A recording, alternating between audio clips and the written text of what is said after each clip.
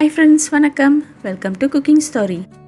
இன்றைக்கி நம்ம பார்க்க போகிறது ரொம்ப ஹெல்த்தியான பூண்டு குழம்பு தாங்க. ஓகே, வாங்க சமையலை பார்க்கலாம். இந்த சமையலுக்கு தேவையான பொருட்களை பார்க்கலாம். 5 சின்ன வெங்காயம், 15 பூண்டு, மிளகு 1 டேபிள் ஸ்பூன், கொத்தமல்லி தாள் 1 டேபிள் ஸ்பூன், பச்சை மிளகாய் 1. இது எல்லாத்தையும் பிளெண்டரில் போட்டு நல்லா அரைச்சி எடுத்து வச்சுக்கோங்க. இப்போ ஒரு பேனில் சமையல் எண்ணெய் ஊற்றிக்குங்க. அது கூடவே கொஞ்சம் நல்லெண்ணெயும் ஊற்றிக்கிங்க. இந்த குழம்புக்கு நல்லெண்ணெய் நல்ல டேஸ்ட் கொடுக்கும். எண்ணெய் காஞ்சோன்னே அதில் கடுகு தாளிப்பு போட்டுக்குங்க. கடுகு தாளிப்பு நல்லா வெடிக்கணும், அது வரைக்கும் வெயிட் பண்ணுங்கள். அடுத்தது அதில் சீரகத்தை போட்டுக்குங்க. இப்போ நல்லா மிக்ஸ் பண்ணி விடுங்க. இப்போ வெந்தயத்தை போட்டுக்குங்க. அடுப்பை சிம்மில் வச்சுக்கோங்க. வெந்தயம் கருகிடாமல் பார்த்துக்குங்க.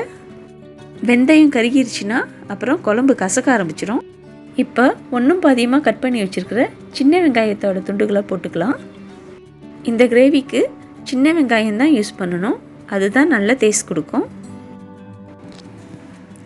இப்போ பூண்டு துண்டுகளை போட்டுக்கலாம். இந்த மாடர்ன் லைஃப் ஸ்டைலில் நம்ம முன்னோர்கள் சொல்லி கொடுத்த பாரம்பரிய உணவான எவ்வளவோ உணவுகளை நம்ம தவற விட்டுட்டோங்க. அதில் இதுவும் ஒன்று. இப்போது கருப்பிலையை போட்டுக்கலாம். கருப்பிலையை போட்டு நல்லா வதக்கி விடுங்க. சில பேருக்கு எந்த சாப்பாடு சாப்பிட்டாலும் அவ்வளோ சீக்கிரத்தில் ஜீரணிக்காது. அப்படியாப்பட்டவங்க இந்த கிரேவியை வாரத்துக்கு ஒரு தடவையாவது சாப்பாட்டில் சேர்த்துக்கணுங்க. இப்போ வெங்காயம் நல்லா வதங்கிருச்சு. இதில் முதல்ல அரைச்சி வச்ச பூண்டு பேஸ்ட் எடுத்து இதில் கொட்டி நல்லா வதக்கி விடலாம். அடுப்பை சிம்மில் வச்சுக்கிட்டே நல்லா வதக்குங்க.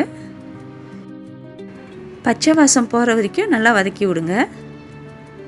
இப்போ தக்காளி பழம் சேர்த்துக்கலாம். தக்காளி பழம் போடுறது ஆப்ஷன் தாங்க.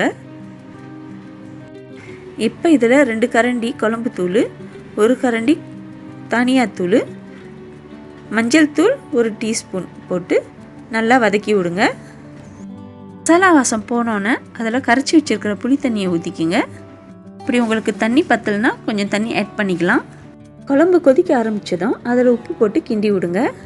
இப்போ குழம்ப ஒரு 2 நிமிஷத்துக்கு நல்லா கொதிக்க விடுங்க. சில பேருக்கு உடம்புல கேஸ்ட்ரிக் ப்ராப்ளம், வாயு தொல்லைலாம் இருக்கும். அப்படியாப்பட்டவங்க இந்த குழம்பை வாரத்துக்கு ஒரு முறையாவது எடுத்துக்கிறது நல்லது.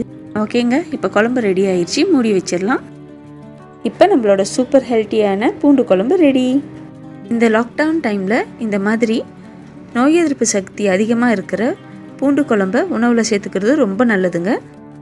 ஓகே ஃப்ரெண்ட்ஸ், இனி அடுத்த ரெசிபியோடு சந்திப்போம். மறக்காமல் நம்ம சேனலை சப்ஸ்கிரைப் பண்ணிவிட்டு பக்கத்தில் இருக்கிற பெல் ஐக்கனையும் கிளிக் பண்ணிடுங்க. அதான் அப்டேட்ஸ் எல்லாம் உங்களுக்கு உடனுக்குடன் வரும்.